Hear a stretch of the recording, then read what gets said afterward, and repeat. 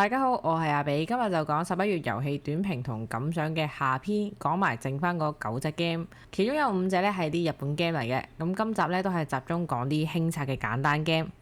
第一隻要介紹嘅係 Life of the Amazonia， 一隻玩法簡單嘅 back build 遊戲。每輪喺袋度抽5個 tokens 咧就分咗淺水、葉同埋蘋果。呢啲 tokens 咧又作為 cost 咁提供咗8個行動可以做，一輪可以執行到做唔到為止。咁行動例如有買牌、買 tokens、種樹、種花、買動物等等。未升級之前呢，每輪結束都可以留1粒未用嘅 token 下輪用。咁樹花動物咧就可以買嚟放落自己嘅版圖上面。每種動物有唔同嘅得分條件同埋放置嘅要求，放落版圖某啲位置咧又會有獎勵咁樣。而卡牌咧就分2種嘅，一種咧就拎即時獎勵，一種就拎 end game 分。當5種動物都冇晒 call end game 嗰人咧就玩多輪完 game，最高分贏。見到隻 game 啲配件啊插圖咁靚咧，都覺得服服地㗎啦。咁同預期都差唔多，玩落就冇咩特別偏悶嘅。雖然話啲動物有放置嘅要求啦，但係其實咧都好容易達到目標，因為每塊地圖咧都差唔多好平衡嘅，咁最後咧點都會放得到，所以唔會話要好苦惱啲位置嘅安排嘅。不過因為一輪只要有 cost 就可以做好多行動，咁可能從啲放動物、種樹行動拎到啲獎勵咧，又可以觸發到更多行動，所以呢隻 game 咧同 AP 玩家玩個 down time 都頗耐嘅，因為有好多小 combo 可以考慮。佢節奏慢到咧，我3人局都玩咗2個半鐘，但係其實佢個策略性咧係冇咩好多需要思考，只係成日咧要等大家一個步驟去做。好記得當場上冇晒4隻動物供應嗰陣咧，我同智障同時歡呼，勁開心，以為終於完 game。點知心裏清嘅玩家一句吓，要5隻先完到 game 喎，即刻灰咗。唯有係咁鞭策大家快手啲，集中啲買埋最後嗰一款動物去。而佢主要嘅玩法咧都係好典型嘅 back build 套路啦，即係買 token 用2個1蚊可以買1個2蚊翻嚟，慢慢累積大面額，再移除啲低數值嘅 token，令袋入面啲 token 面值越嚟越大，效率亦越嚟越高。咁個方程式咧同一般 back build game 大同小異，不過我嫌佢標得比較慢嘅，個細換大輪轉個節奏咧可以快啲。玩到中期咧已經覺得好悶，因為都係 keep 住做類似嘅嘢，過程平鋪直敍好拖沓嘅。咁加上佢互動欠奉啦，同自己單機玩差唔多，而最後砌完出嚟畫面又唔算靚，咁所以隻 game 咧都係體驗過就算啦。第2隻要介紹嘅係 Forest Shuffle 深深不息，咁將會連同第3隻 Forest Shuffle Dartmoor 一齊講嘅。佢哋係卡牌 set collection 類嘅遊戲啦，玩法非常簡單，就係創造自己嘅生態園。到玩家嗰輪一係打1張牌，一係抽2張牌，玩到3張冬季卡咧都喺牌堆度抽出就完 game 計分，最高分贏。遊戲其中一個掣肘位咧係手牌得10張，咁爆手牌冇得拎多或者隨時掉牌走。抽牌咧可以喺牌庫頂或者臨間空地嗰度抽，空地嘅牌係嚟自玩家出牌所打嘅 cost 嚟嘅。咁當回合結束，空地夠10張牌咧就會全部落棄牌堆。樹木卡作為居所俾動物住啦，咁上下左右都可以住動物嘅。而啲動物卡咧一張都會有2款，切割分為上下或者左右，每款又有個樹木符號嘅代表。咁啲符號作用咧，在於打張牌俾 cost 嗰陣，有啲需要丟棄對應符號先可以發動到卡上嘅技能。技能例如有玩多個回合、抽張牌等等。卡上面除咗技能或者獨特效果，都有完 game 分數或者得分條件。呢隻 game 啲卡個插圖咧又係好靚嘅，但係某啲設計都要吐槽一下。佢每張卡咧都有寫佢總數有幾多，咁大家可以睇一睇張圖咧，睇下揾唔揾到。冇錯啦，就係卡名右下角位置個細嘅數字，好似嗰啲厄稱咁咧，唔知點解要寫得咁鬼鼠。另外咧，佢用一沓卡列晒所有卡嘅獨特技能啦，睇落咧又好似冇咩特定嘅次序。我唔明點解咧佢唔直接印落本說明書度，每次睇咧都要一張一張卡揾，個設計好奇怪嘅。咁我玩咗差唔多10幾場嘅2人局同3人局啦，玩法上覺得還好嘅。主題好似 Earth 咁啦，又係搞生態、儲 set collection 去拎分。佢啲卡牌特別在咧係有 multi use 嘅。咁雖然卡牌係隨機抽啦，但係因為佢有 multi use 嘅關係，我覺得都容易拎到自己想要嘅符號或者動物，唔會好似 Wingspan 咁啦，成日知道要做咩但係抽唔到。咁第一次玩咧，可能唔係好知點樣整一個有效率嘅 multiplier 嘅，因為有太多唔同種類嘅卡牌。但係玩多幾次咧，大致都摸索到個方向嘅，例如有鹿同狼、蝴蝶、爬蟲類、植物嘅組合等等。一開頭我覺得鹿同狼個組合 multiplier 咧係高分得有啲離譜㗎，咁但係再玩幾場咧，覺得其他組合都可以戰勝到佢嘅。卡牌分數之間咧，我覺得尚算平衡。而而且靠打一樣符號嘅卡去觸發能力，從而製造到更多嘅 combo 去俾對手打更多張牌，積少成多下去增加分數。個計算過程咧都唔複雜，玩落都爽快嘅。不過佢互動性方面就比較低，因為主要咧都係起牌組，互動位在於棄牌嗰10張。例如我見到對手係儲緊狼同鹿，咁當我有嗰類手牌俾 cos 打出嚟，會放喺空地度俾對手拎噶嘛。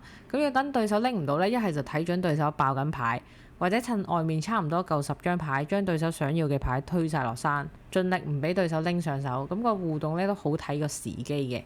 玩完實體之後，見 BGA 上都有咧就開啦。咁智障又差不多先生上身咧就開咗 Forward Shuffle Dartmoor。見到啲牌打橫就知有啲唔同啦。咁睇翻先知咧，原來係 Forward Shuffle 嘅續作，今年先出嘅作品。咁玩法同 Forward Shuffle 咧可謂係一樣嘅，只係動物系列唔同咗，符號數量減少咗，同埋多咗地形系列嘅卡牌。地形作用咧係同樹木類都係差唔多嘅，所以感受同頭先所講咧都係差唔多一樣噶啦。除非真愛啦，否則我覺得冇咩需要有 Forward Shuffle 之下咧再買埋新作嘅。咁我係比較中意喺 BGA 上面玩嘅，因為遊戲計分咧有好多組合同倍數嘅得分條件，佢最後幫手計埋分咧好方便，而且一定唔會計錯。另外 BGA 上面咧仲有 Forward Shuffle 嘅2個 expansion 可以試。玩實體嗰陣我都冇 expansion 加，咁加咗 expansion 咧令到有啲卡嘅得分條件係容易達成咗，所以我覺得咧加咗係好玩啲嘅。卡牌遊戲嚟講呢，我覺得呢隻 game 都可以體驗下嘅。卡牌靚又容易上手啦，multi-use 之下增加咗思考，但唔會話需要計得好辛苦，要睇好多文字。又唔會話想要嘅卡呢等極都拎唔到，卡牌個流轉都快嘅。加上最後出嚟個成品都幾靚，咁有時整下蝴蝶圓、觀鳥圓咁樣，得分之餘都幾有觀賞性。有興趣呢都可以喺 BGA 上面體驗下先，畢竟2集連 expansion 都有，比較齊全嘅。第4隻要介紹嘅係 Tag Team， 今年新出嘅2人對戰遊戲。我冇玩實體啦，咁只係見 BGA 上面有就體驗咗。講一講玩法先。咁開之前呢，每人會輪流揀2個角色作為 Tag Team， 然後決定2張起始卡牌嘅順序作為 Fight Deck， 之後就洗勻其餘2個角色嘅卡牌就進入戰鬥嘅階段。卡牌上咧都好清晰寫晒啲技能㗎啦，例如有攻擊、補血、防守、儲 power 等等。大家同時開牌發動卡上面嘅技能。例如攻擊嘅技能一般會攻擊 Active Fighter， 即係對面開牌張卡個角色。係有啲角色咧會專攻 Partner， 即係隔離個對手，而唔係個 Active Player。完一輪之後咧就會喺牌堆3抽1放1張落自己嘅 Fight Deck 度。遊戲特別在咧佢卡牌次序唔可以改變，不過前中後都可以攝張新牌嘅。咁玩家要決定安放喺佢覺得最有效嘅位置。到後期隨住每輪打完咧就攝一張新牌，次序嘅差距咧可以好大嘅。呢個玩法同時咧亦可以大約知道對手個卡牌次序。當其中任一方角色被 KO， 即係零滴血就輸 game。我覺得隻 game 幾得意嘅，係隻好簡單爽快嘅卡 game。但係我對隻 game 某程度咧又愛又恨，即係咧我不斷鬧隻 game 嘅同時咧又想不斷再開。咁暫時玩咗10幾場啦，因為佢遊戲時長10分鐘左右，輸贏咧都唔會話好有挫敗感嘅。加上佢有12個角色啦，每個角色同技能都有各自嘅特色，有啲都幾得意嘅。例如墨西哥媽媽個人嘅技能就係如果佢受到太大嘅傷害，超出佢嘅下限就會死而復生。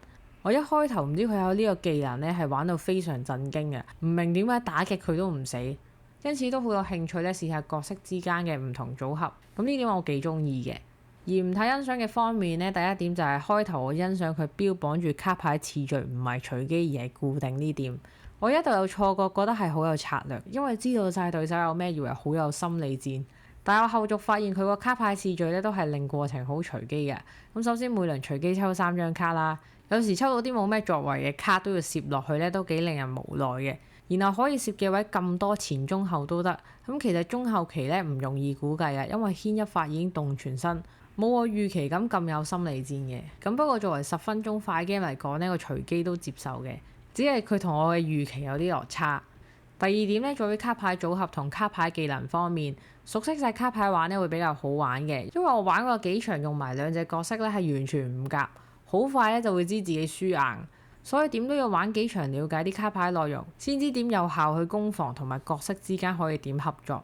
但係隨住我玩得越多咧，發現遊戲最大嘅問題係佢啲卡牌技能上唔太平衡。我個人覺得用防守牌角色咧係比攻擊型或者綜合型嘅角色有優勢太多。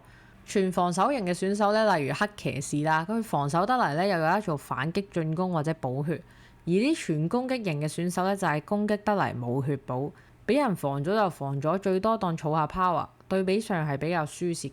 總之嚟講啦，我覺得呢隻二人卡牌 game 玩落係好爽快嘅，模擬到 Street Fighter 嗰種儲氣出大絕、互有攻守嘅感覺。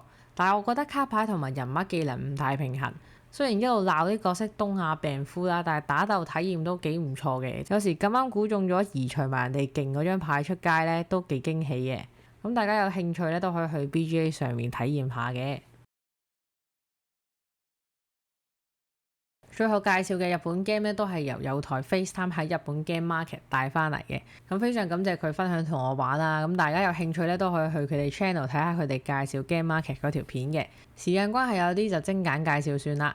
咁第五隻要介紹嘅係 Extreme Mission 炸彈黑星作者嘅作品，玩法好簡單嘅，每人手上有啲卡牌，外面有 level 1至4嘅任務，手牌上限10張，每人有5張百搭牌。玩家每輪做2次嘅行動，行動有牌堆或者其他玩家棄牌堆度抽牌，同埋打牌出嚟完成任務，或者反轉啲用過嘅百搭牌。鬥快完成每個 level 任務1次，同埋百搭牌都變翻正面嘅玩家就贏 game。咁我覺得隻遊戲就太過樸實啦，冇咩互動嘅，就係一拎牌一出牌去完成任務，全程都好似等運道咁樣。因為例如咧 level 4啲任務係用9張牌嘅，咁連埋啲百搭牌打檔用7張啦。手牌元氣大傷咧都係得連續幾回合喺度抽牌可以做。咁個遊戲都玩咗大約9個字，咁過程就係不斷重複呢兩個動作，抽牌同打牌。體驗上覺得比較枯燥嘅，咁所以體驗過就算啦。第六隻要介紹嘅係 DiveGo， 咁小朋友 game 啦，限時睇一睇，然後合埋眼執下啲金幣去完成訂單。有啲金幣受到詛咒，拎到一定數量就會扣分。遊戲配件非常靚，俾小朋友玩 OK 嘅，咁但係大人呢就不了啦。第七隻要介紹嘅係 Split Trick， 一隻歡樂嘅卡牌小遊戲，玩法簡單，咁同一般 Trick Taking 玩法差唔多。遊戲卡牌有4種顏色，數字1至8，唔同在佢冇去界定張黃牌嘅。咁第一個人出牌隻色咧就已經係主色嚟㗎啦。最特別之處在於玩之前有得揀 split 或者唔 split 啲手牌，分啲手牌咧可以分任意嘅數量。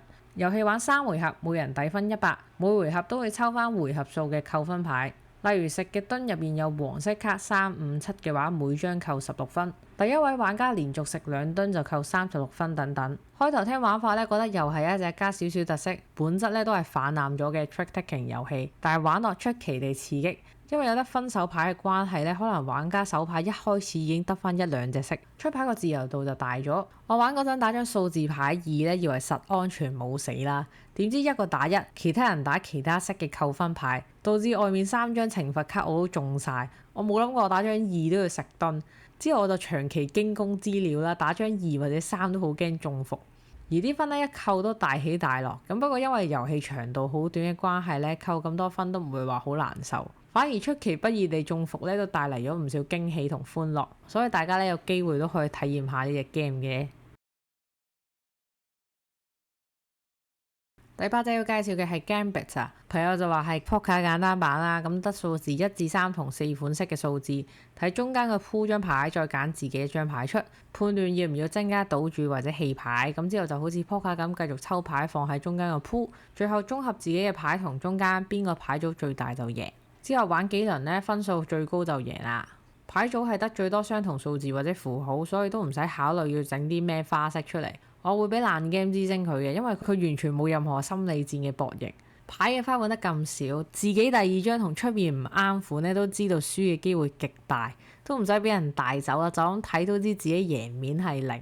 所以我覺得隻 game 閹割得太勁，完全冇晒 Poker 嗰種刺激感，不了。最後一隻要介紹嘅係 Nokotsu Dice， 有一隻 trick taking 嘅遊戲，咁規則同一般都差唔多。佢最大嘅分別在於多咗個明手抽色嘅環節，揀正嗰一粒顏色就代表呢輪嘅黃牌顏色。除咗打手牌之餘咧，仲要打明抽嘅顏色，打正嗰一粒色咧就代表呢輪要食嘅噸數。手牌連埋色計咧，一回合係打14張牌。打牌前玩家可以選擇呢輪食0噸，成功就會有 bonus 分。第一次玩有個位咧係好容易判斷錯嘅，咁例如揀正粒藍色4啦，最大黃牌一定係藍色4，而第二大咧係其他顏色嘅數字4，之後先到藍色牌。而一輪分數計算呢，就係每食一噸都有1分，得一個玩家估中食嘅噸數就加30分，兩個就每人加20分，三個人就每人加10分，4輪之後最高分贏。我玩4人局嘅，咁黃牌嗰部分呢，開頭係比較容易出錯，因為比一般 trick taking 呢係多幾個 level 嘅黃牌，好容易記漏咗唔同色但同數字嘅黃牌。後續玩落習慣都 OK 嘅，咁佢玩法有明有暗咁出，都為一般 trick taking 加咗啲特色。而我覺得遊戲估中0噸係好難嘅，因為要頂14輪牌，仲要有明牌即係色嘅情況下估0咧，係好容易俾人陰到焗食1噸。所以呢個遊戲估0噸個性價比，我覺得比較低嘅。隻 game 玩法上我覺得冇咩特別，唔差，又係多咗少少花款嘅 trick taking，咁所以隻 game 體驗過就算啦。